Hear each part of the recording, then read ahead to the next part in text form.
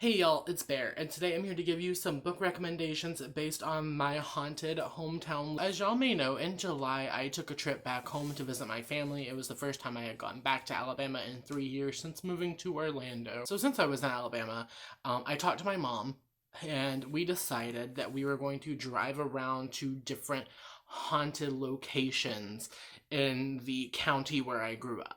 And whether you believe in the paranormal or not, that's neither here nor there for this video. I just thought this would be fun. So I took clips where I explained each of the locations and like the paranormal phenomenon that go around there. So I'm going to roll the clips one by one, and then I'm going to recommend you a book. So without further ado, here is Bear from the Past with the first clip. At Mandinis Bridge, the local legend for this is that a woman in hysteria one night came into the bridge and threw her baby off the side into the creek below.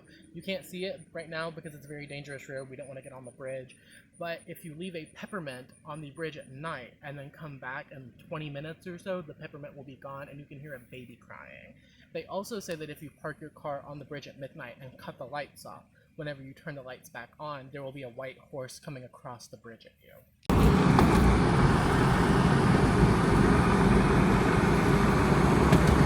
This was a hard one to find. I feel like legends like this are kind of like a dime a dozen. Everyone has that bridge in their hometown that's like the haunted bridge. So because Mandinis Bridge kind of combines a lot of different things and it's kind of like a mishmash of legends, I am going to go with The Changeling by Victor Laval. I'm recommending this book primarily for the plot of a mother killing her baby, except in this book it's not her baby, it's a changeling, a fairy child, and it has come into their life and bad things are starting to happen. The mother and the father are starting to turn on each other. People are sending them like mysterious text messages, they're being stalked.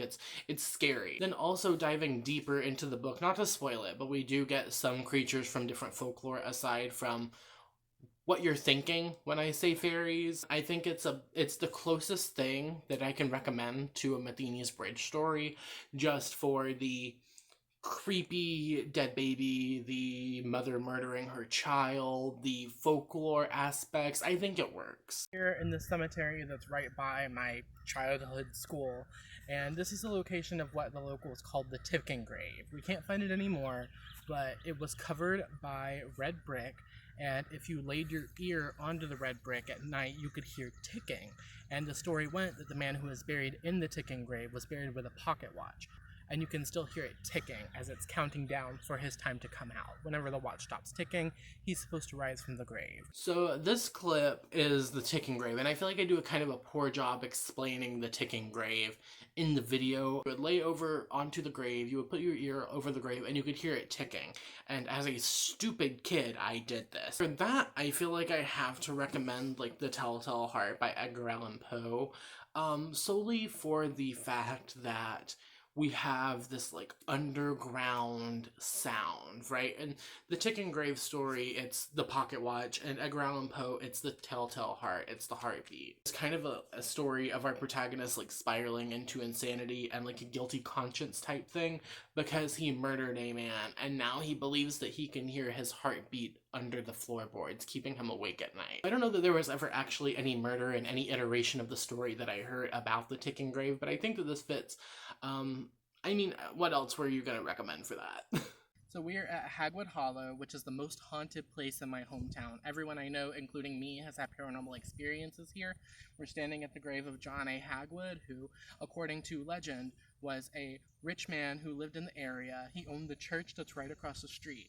One night, burglars broke into the church, kidnapped him, and carried him to the woods, where he supposedly hid his fortune, and told him that if he did not tell them where he had hidden the money, they were going to cut off his head. He refused, they cut off his head, and now, according to legend, if you go to find the stump on the anniversary of his death, it will bleed. Then we have the one that I'm the most excited to talk about, and that's Hagwood Hollow. And this was like the place. Like, if you talk to anyone from my hometown or the towns surrounding it, everyone has a Hagwood Hollow story, even the people who don't believe in ghosts. My dad, who does not believe in ghosts, has a Hagwood Hollow story. And because this is like a well-known local area, right? Like everyone knows this story, everybody. So much that whenever I was in high school, I did a story for it for the school newspaper and actually found out like the origins of the legend. Even if you weren't into the paranormal, you would still like go be a stupid kid and like dick around the cemetery on the weekends. I never dicked around. Anytime I ever went, I treated it with respect. I was very careful. I was very cautious. But I have done my share of ghost hunting at Hagwood Hollow. Whenever I was younger, I was like an amateur paranormal investigator. Fun fact about me you might not know, I honestly consider myself like a certified ghost hunter, and I had like a group of people and we would go out and like do ghost hunting shit. So because it's a small town that a lot of people know the stories about, B, I was a kid whenever it happened. I feel like that's a very important thing. And C, it's ghost hunting. I'm going to recommend A Touch of Ruckus by Ash von Otterloo. This follows a young girl named Tennessee Lancaster who goes to live with her grandma and then meets a non-binary kid named Fox who they develop a crush on. But Fox is an amateur ghost hunter. Fox can see ghosts. Tennessee has the gift of psychometry, so she can like touch things and pull out memories associated with them, and together they team up to figure out what's going on, because there are lots of ghosts in the town of Howler's Hollow. It also takes place in a hollow. Honestly, I could have recommended a good number of paranormal investigator books, but the fact that Ash just captures like the small town essence of it all really like nail on the head made this the perfect recommendation for my Hagwood Hollow story. I just thought this would be a fun way for y'all to see my life a little bit outside of booktube and see like where I came from. And also I got to recommend you some cool books. Thank you once again to my mom for entertaining this idea. My mom is very supportive of my channel and was just so like gung-ho about doing this video. She was like, I'll stand here, I'll film you. She was like my director, my cameraman, my driver, everything. So thank you, Mom.